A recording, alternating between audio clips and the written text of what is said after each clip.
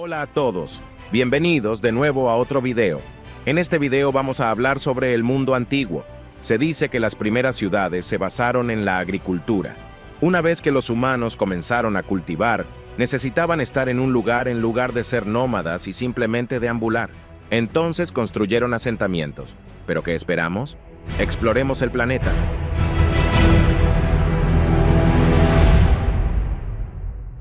Precisamente en la llamada primera ciudad real de la historia, comenzamos con Uruk. Y si eres fanático de El Señor de los Anillos como yo, estarás pensando en Uruk-Hais ahora mismo. Pero Uruk estaba situada en el sur de Irak, en la región de Mesopotamia. Es interesante que la primera ciudad surgiera en una región con tantos obstáculos naturales. Sin embargo, tenían el largo río Éufrates para mantenerse con vida. Existió durante casi 5.000 años y se estima que vivían en él entre 30 y 50.000 personas, con una administración agrícola organizada, religión y arquitectura propia. Como la región era pobre en recursos, comerciaban principalmente con madera y metales y algunas piedras semipreciosas, desarrollando su comercio. Llegó a su punto máximo en la época del gobierno de Gilgamesh, quien encerró la ciudad en una gran muralla que se extendía por casi 9 vía Kaleime. Pero nada dura para siempre, y con el tiempo la importancia de la ciudad disminuyó.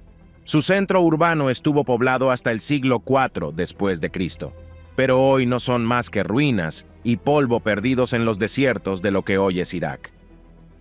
A continuación nos desplazamos un poco hacia el este, Mohenjo-Daro, situado en lo que hoy es el sur de Pakistán. Se traduce aproximadamente como Montículo de los Muertos y existió entre 2500 y 1900 a.C., como parte de una civilización más grande en la región, que se estima que ocupó un territorio de más de 500.000 de kilómetros cuadrados.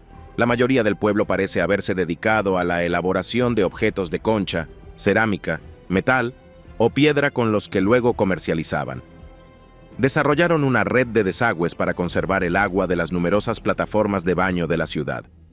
De hecho, uno de los grandes monumentos de la ciudad es el conocido como el Gran Baño, que fue construido e impermeabilizado combinando ladrillo y betún, que todavía hoy utilizamos para hacer carreteras. Sorprende, sin embargo, la ausencia de palacios y tumbas reales, lo que hace creer que se trataba de una sociedad sin jerarquías, o tal vez simplemente fueron completamente destruidos con el tiempo, y el tiempo también llevó al fin de esta ciudad, ya sea por desastres naturales o invasiones extranjeras, o una combinación de ambos. Poco a poco fue alejando a la gente de la ciudad. Sin embargo, en el siglo II después de Cristo, los monjes budistas construyeron un monasterio junto al río Indo, en la región utilizando piedras y ladrillos viejos. De esta antigua civilización que viajó al antiguo Egipto tenemos Menfis.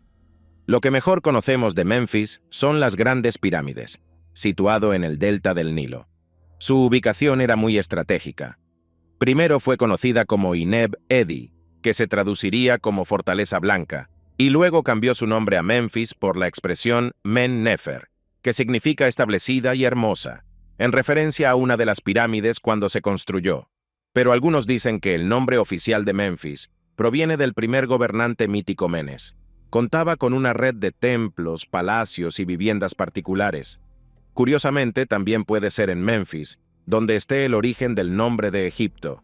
Se dice que había un santuario dedicado a Ptah en la ciudad, que los griegos rebautizaron como Aegyptus, lo que podría haber llevado a que la región fuera conocida como Egipto. Construyeron templos con adobe y piedra caliza, algunos de los cuales permanecen hasta hoy. Finalmente fue conquistada por los árabes. En el año 641 después de Cristo, fundaron una ciudad llamada Fustat, lo que provocó la destrucción de Menfis. Hoy su territorio está ocupado mayoritariamente por la ciudad de El Cairo. Permaneciendo en Egipto, nos trasladamos a Tebas, aquí, un país de maravillas de palacios, templos, cementerios y avenidas. Su construcción tardó casi 2000 años. Algunos de los antiguos jeroglíficos todavía están presentes en los gigantescos muros de piedra caliza y granito de la ciudad vieja. Cuentan la historia del único que los antiguos egipcios consideraban su creador, Amón. El nombre nativo de Tebas era Weis, que se traduce como lugar de autoridad. Tuvo su apogeo en el siglo XIII después de Cristo, hace más de 3000 años. contando con unas 30.000 personas como máximo, un número pequeño comparado con los 3 millones que vivían en todo Egipto en aquella época. Con el tiempo, alcanzaron prominencia con una guerra civil, en la que sus gobernadores locales se proclamaron nuevos líderes y eligieron un nuevo faraón que rivalizaría con el de Memphis. Uno de sus templos más importantes permanece sorprendentemente en buenas condiciones hasta el día de hoy, siendo ahora un museo, el templo de Luxor, que en un momento fue la sede del Imperio Romano en la ciudad. Lo interesante de este lugar es que se dice que muchas de las tumbas reales no fueron construidas por esclavos, sino por artesanos educados. Sin embargo, en el año 664 a.C., Asurbanipal de Asiria quería destruir todo Egipto, y entonces él y sus ejércitos invadieron y saquearon la ciudad. Hoy es la ciudad de Luxor. A continuación, viajamos a la región de Turquía, la ciudad de Hattusa, principal bastión del Imperio hitita. Los hititas fueron un reino de la Edad del Bronce que duró unos 500 años y se extendió desde Anatolia hasta Siria. El pueblo que le dio origen había sido destruido en el siglo XVIII a.C. por un rey enemigo que maldijo el lugar. Y en señal de desafío, uno de los primeros reyes hititas fundó Hattusa en ese mismo lugar. Pero la ocupación hitita de esta tierra solo duró unas pocas décadas antes de ser derrotada. Pero luego la recuperaron y reconstruyeron su capital, ampliando la ciudad y construyendo grandes murallas con puertas adornadas con estatuas gigantes de esfinges, leones y guerreros. En excavaciones recientes se encontraron más de 26 templos, lo que nos enseña que quizás se trataba de una ciudad sagrada y ceremonial. Otros elementos, como tablillas de arcilla o bronce, tenían inscripciones que muestran que se desarrollaron en términos de geografía, registro de la historia e incluso el Estado de Derecho. Con el tiempo, la ciudad cayó en decadencia y fue abandonada, trasladándose a una ciudad más conocida, Babilonia, la ciudad de los míticos jardines colgantes. Era conocido por su cultura y educación. En el siglo VII a.C., alcanzó su apogeo, siendo luego capturada por Alejandro Magno, quien la convirtió en la capital de la parte oriental de su imperio, muriendo finalmente allí. Después de su fundación, permaneció invicta durante más de 1500 años, siendo solo destruida por los hititas, como vimos antes. En su apogeo, Babilonia fue el asentamiento más grande de Mesopotamia. Tenía muros dobles y un palacio de verano con una intrincada forma de ventilación para proteger a los habitantes del calor. Más de 40 templos. La Torre de Babel, una cripta subterránea con más de 14 salas abovedadas y pozos con un desarrollado sistema hidráulico, una gran biblioteca y mucho más. Todo ello conformaba la ciudad de los jardines colgantes, una de las 7 maravillas del mundo antiguo. Algunos dicen que la parte del jardín de la ciudad fue construida por uno de sus reyes, cuya esposa añoraba los árboles de su Persia natal. Curiosamente, luego fue ocupada por los persas y después por los griegos. El último documento conocido de Babilonia data del año 75. De aquí en adelante, nos encontramos con las ciudades más conocidas de la antigüedad, como Cartago, una ciudad que adquirió y perdió importancia varias veces a lo largo de la historia. Fue fundada en el año 814 a.C., una mezcla de culturas mediterránea y norteafricana. De habla fenicia, creció a base de comercio, controlando todo el comercio de la parte occidental del mar, especialmente el comercio de metales procedentes de la península ibérica. En 146 a.C., al final de la Tercera Guerra Púnica, Cartago fue destruida por los romanos, pero finalmente también fue reconstruida por ellos como ciudad imperial. Esta nueva versión fue fundada alrededor del 46 a.C., 100 años después.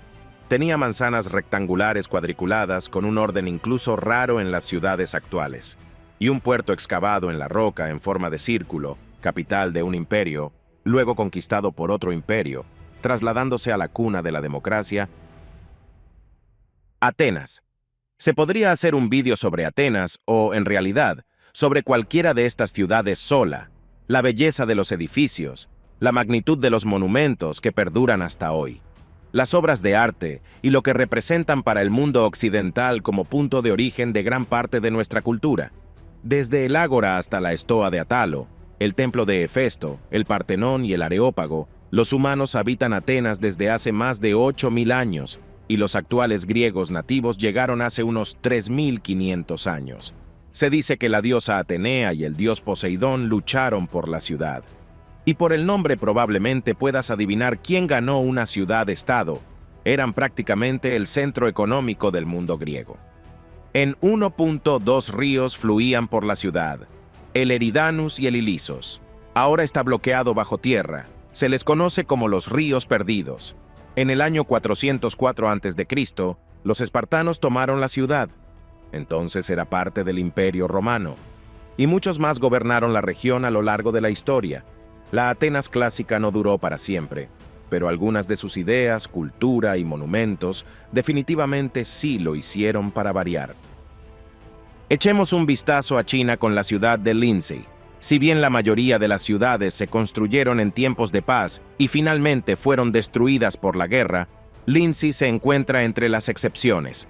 Fue una de las ciudades de los estados en guerra de China. Nacido de la guerra, un bastión para representar el poder de uno de los principales ejércitos. En el caso de Lindsay, la capital de Qi, en la actual provincia de Shandong, la burocracia aún no se había inventado como concepto, pero en cierto modo existía en estas ciudades.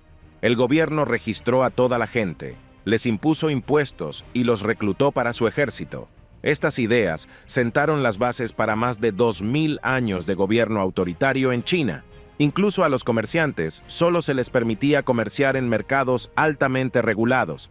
La valla era una prioridad con muros tanto interiores como exteriores, para defender una población estimada en más de 100.000 personas. Sin embargo, las construcciones eran algo precarias y se basaban en ladrillos de barro entre otros materiales perecederos. Hoy en día, los únicos restos de las ciudades son pequeñas porciones de las murallas y algunas ruinas de los palacios de los gobernantes. De regreso a Egipto, Alejandría, fundada por Alejandro Magno en el año 331 a.C., pronto se convirtió en una ciudad importante del Mediterráneo.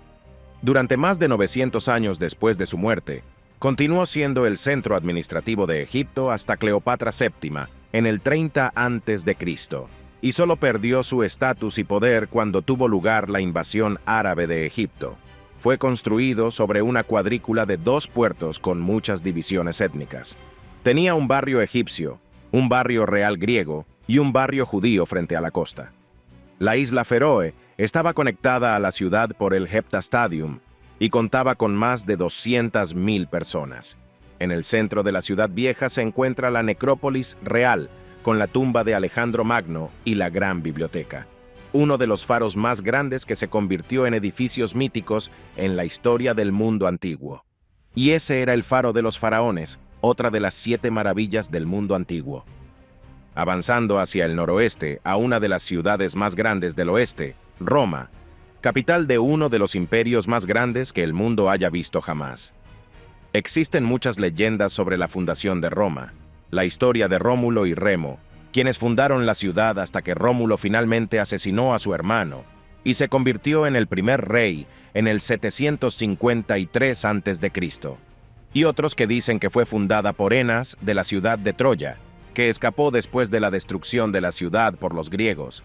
Independientemente de lo que decidamos creer, no se puede negar que Roma fue una de las ciudades más grandes de la antigüedad. En su apogeo contó con más de 1 millón de habitantes, superando incluso a algunas ciudades de la actualidad. Con 7 cerros tradicionales, la ciudad se extendía entre estos 7 y algunos otros, que por alguna razón la gente no contaba. Sin embargo, no siempre tuvo el aspecto de piedra imperial que le asociamos. Durante algún tiempo, Roma estuvo formada por muchos edificios de madera, caminos de tierra y miles de pequeños cormoranes. Solo con Augusto, el primer César, la ciudad se convirtió en una ciudad de piedra y mármol, imitando el estilo de las ciudades griegas. El primer edificio de este tipo fue el Teatro de Pompeya. Luego vinieron el Foro y el Coliseo, el Circo, Máximo entre muchos otros, como acueductos, edificios militares, templos religiosos y muchos más. El Imperio Romano finalmente llegó a su fin, pero Roma no, y todavía hoy podemos visitarlo. Por último, pero no menos importante, tenemos a Jerusalén. Desde la antigüedad, Jerusalén ha sido una ciudad complicada, el lugar santo de 3 religiones y fuente de guerra y disputa entre todas ellas.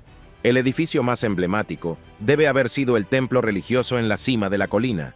Cuando los romanos lo anexaron como parte de su imperio, reconstruyeron el templo, incluso haciéndolo más grande. Hoy en día, lo único que queda es una parte del muro occidental. La ciudad estaba abarrotada casi todos los días, acogía a miles de peregrinos y albergaba celebraciones para las 3 religiones diferentes. Supongo que en cierto modo se podría decir que debido a su aspecto multirreligioso, Jerusalén fue una de las primeras ciudades verdaderamente internacionales de la historia. Y la religión era crucial para la existencia y el mantenimiento de la ciudad misma. No tenía una ruta comercial directa ni recursos naturales notables.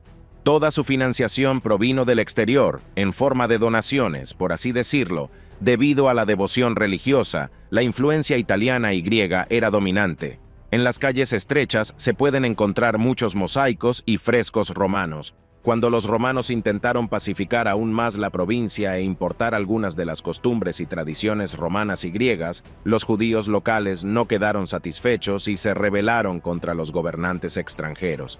Sin embargo, la revuelta finalmente fue aplastada, y con ella Jerusalén fue saqueada por los romanos.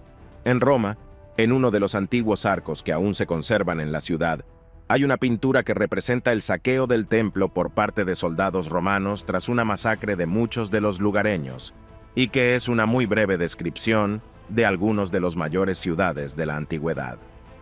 Y hasta aquí el video de hoy, amigos. Qué gusto haber estado por aquí un día más con ustedes. Déjanos un comentario con tu opinión. Recuerda suscribirte si quieres y nos vemos en el próximo video. Y pues, sigamos explorando el planeta.